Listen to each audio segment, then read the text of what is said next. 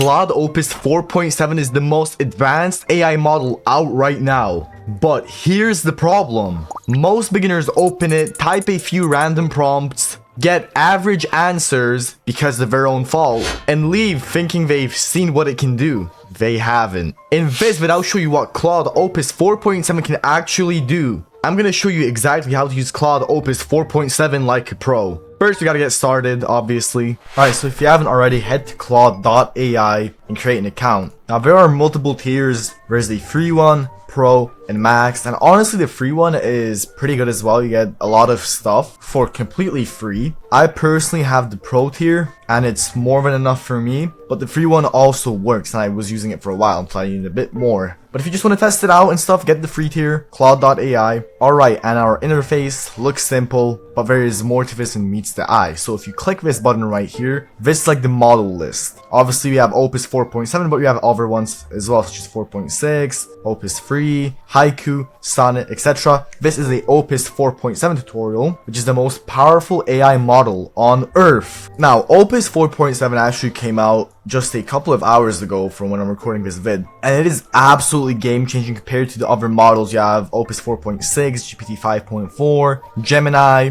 Obviously, you know, Mythos is like the big one, which nobody has access to because people at Anthropic think that giving Mythos to general public is like giving nukes to children. Just, it won't go well. That's what they say, you know. Take it with a grain of salt, though. Take it with a grain of salt. But if you look at the benchmark right here, we can see that Opus 4.7 is substantially better than Opus 4.6 in pretty much every single aspect. It's way better in coding. The only thing that it's slightly lacking on is the cybersecurity vulnerability reproduction. That's only by like 0.7% from Opus 4.6. But it's way better at agentic coding, meaning it just takes over your PC and it just codes, doesn't, you know, ask you for your permission. It just does what it's told. So Opus 4.7 is substantially better at following instructions. And interestingly, this means that prompts written for earlier models such as, you know, Opus 4.6 or Opus 3 or Haiku or Sonnet, you know, they're interpreted differently now by 4.7, and it can produce unexpected results. So Opus 4.7 takes the instructions literally. And keep this in mind, users should retune their prompts and harness accordingly. This is the most powerful AI model there is right now on Earth. And people don't really grasp how powerful this actually is and how you can utilize this for yourself to either have a business or just make some cool projects. But Opus 4.7 is a direct upgrade to Opus 4.6, but two changes are worth planning for because they affect token usage. First, Opus 4.7 uses an updated tokenizer that improves how the model processes text. The trade-off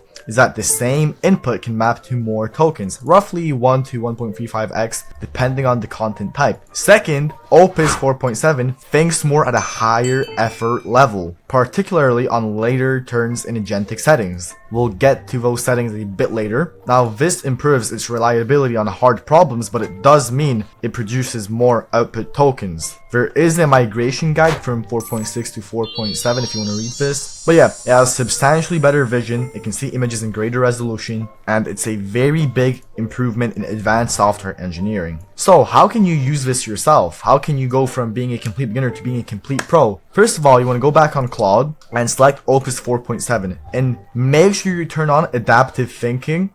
Make sure it's on. This will make Opus think extensively about what it's doing so it doesn't screw anything up and so it does it properly. But on the left hand side right here you have projects and you have chats and also your chat history.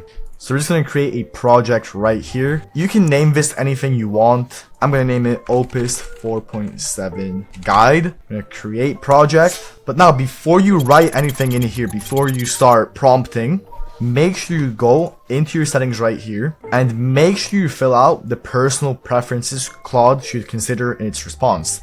This is very, very crucial that you do this if you want it to be as best as possible. This is something that most people don't do. It tells Claude your context. You don't have to, you know, keep repeating yourself like a mad person repeating himself to a brick wall. I'm gonna just write down, I run a YouTube channel about AI and AI app building.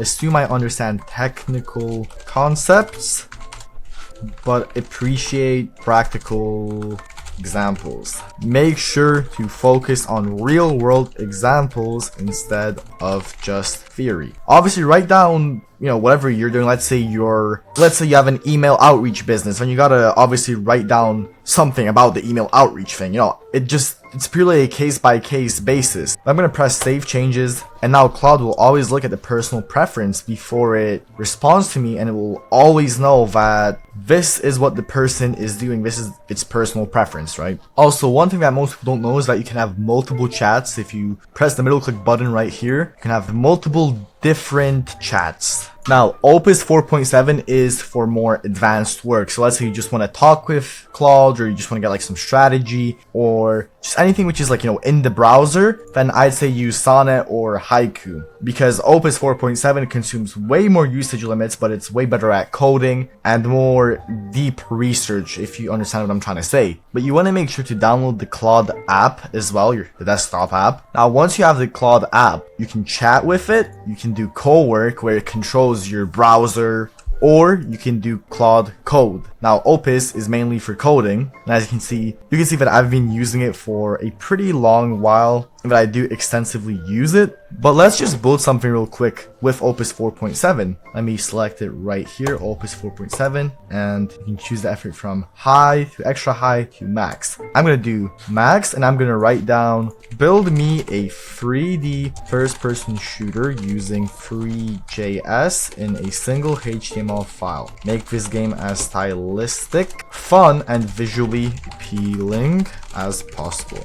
Add any mechanics that you want, power-ups and animations you think will make the game more fun and keeping the player playing. Now, most AI models, they actually kind of struggle with this, especially if you don't like give it too many details. So I'm just gonna write down this prompt right here. It's like 2 or 3 sentences, and let's see what it cooks up. So I'm gonna press enter. I'll select the folder first. Okay, let me make a new folder. I'm gonna make a new folder. I'm gonna name it 3D shooter. Select folder. All right, trust workspace. All right, and boom. Now it's working right now. It's used 25 tokens so far, and keep in mind we are using the max plan. Okay, here's what it responded with. I'll build a stylistic neon synthwave style FPS with tons of juice, wave-based enemies, power-ups, particles, combos, dash, and screen effects. Let me create it. So it's creating it. Alright, so Opus 4.7 just finished making the game, and it says the game is now visible in the launch preview panel, and the game's name is Neon Purge, a synthwave FPS with combat, raycast shooting with muzzle flash, recoil, bullet tracers, mechanics, enemies, a chaser, a drone, a heavy, and a boss having 5th wave, power-ups, etc. And it says click enter the grid to start. Alright, so I'm gonna open it up, and here we go, Neon Purge. Yo, keep in mind this is just from this prompt right here. So let's see what it made.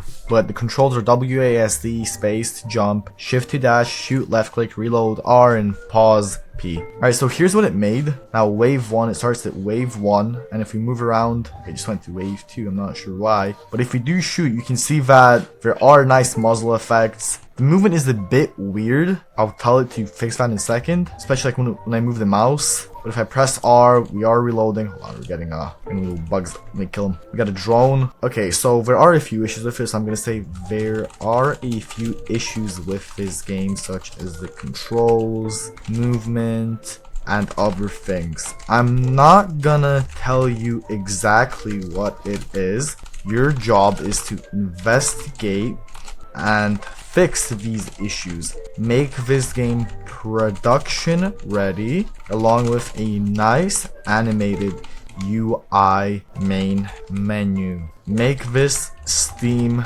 worthy. Alright, so we're gonna press submit, but you know, just one-shotting it, and also because I kind of stopped it like in the middle of its process, which that's probably what messed it up. Alright, so it finished the issues, and I actually did run out of context because I was using max. You should use high or extra high, or even medium. When you use max, the limit goes really quickly with 4.7. But it gave a summary of, you know, what the actual game is, of its, but number 1, it says what it thought about, you know, its planning process, and then errors and fixes after we told it to, you know, fix it and investigate. As you can see, it plans really extensively. And if we play the game right now, we have an animated background. It added a how to play menu thing, settings, field of view, SFX, etc., show FPS, just from like 2 prompts, and it wasn't even that detailed. I just said, make a 3D shooter with Free.js, make the design, do everything, make it production ready, and when you press enter the grid,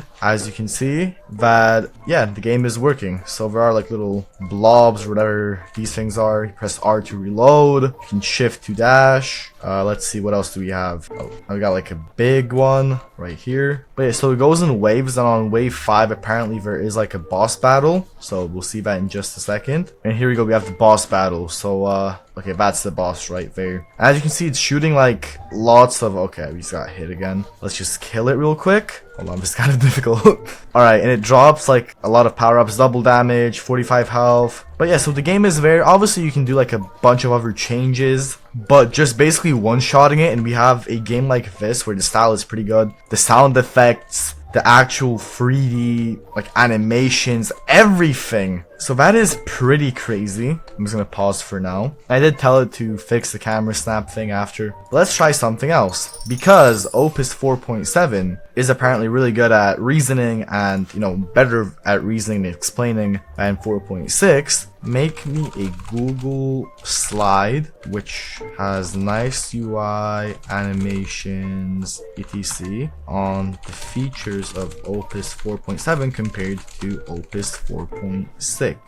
Alright, so we're gonna press submit, and we're gonna wait for it to deliver. Oh yeah, we actually want the PowerPoint, PPTX file. Yeah, I haven't been using Google Slides for a while, so that's my mistake. Let's just do a self-contained HTML slide deck. I feel Opus 4.7 can show its capabilities more if it has like a HTML slide deck compared to the PowerPoint. Okay, I'll build a self-contained deck. Alright, so it made the HTML slide deck, and it said it didn't have, public benchmark numbers. So after it created the animations, I told it to research the article that Claude made, and it did just that. So now if we open up Opus slides.html, as you can see, it one-shotted it basically, other than the second time I had to give it the article because I forgot to put in the first prompt. But Claude Opus 4.7 versus Opus 4.6, it shows the release date, the model ID, and it's the same price as 4.6. But there are like nice animations to this, so if we just press anywhere, as you can see, it goes right to the next one. The short version, Opus 4.7 is Anthropic's new flagship, stronger on the hardest software, engineering tasks, better at sustained reasoning across long runs, and noticeably more literal about following instructions, at the same per token price as 4.6.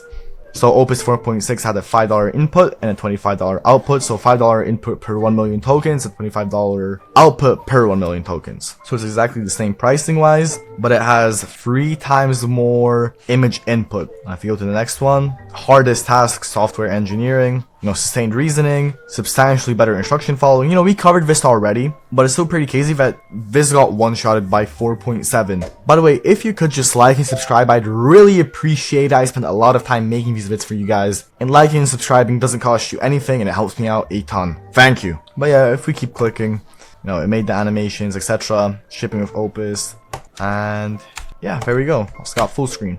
So that's Claude Opus 4.7. My honest take, I think it's really great. You can use it for way more use cases. For example, it passed coding benchmarks that previous models didn't, such as T-Bench. It fixes race conditions and bugs that earlier models didn't, see. Should you use 4.7 compared to 4.6? My answer is it entirely depends on what you're doing. If you're doing something which doesn't require that much, compute power, obviously you should use like Sonnet or Haiku. But Opus 4.7 and 4.6 are for more in-depth stuff.